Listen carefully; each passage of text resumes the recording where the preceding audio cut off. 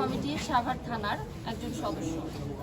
আমরা জাতীয় নাগরিক কমিটি সাভার থানা প্রতিনিধি উদ্বিগ্নতার সাথে জানাচ্ছি, সাভার উপজেলার বর্তমান এসিল্যান্ড এস.এম. রাসেল ইসলাম জুলাই অভ্যুত্থানে স্বৈরাচারী হাসিনার নির্দেশে ছাত্র জনতার উপর হামলার প্রত্যক্ষ মদতদাতা এখনও তার শপথে বহাল রয়েছে, অথচ তার খুনের দায়ে জেলে থাকার কথা।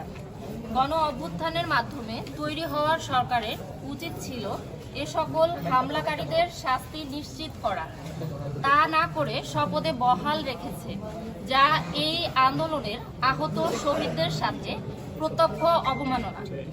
আমরা স্পষ্টভাবে বলতে চাই, আওয়ামী লীগের কোনো দোসর সাভারে শপথে বহাল থাকতে পারবে না এবং এই প্রেক্ষিতে এসিল্যান্ডের গ্রেফতার ও পদত্যাগের দাবিতে জনমানুষের আন্দোলনের সাথে আমরা একাত্মতা প্রকাশ করছি।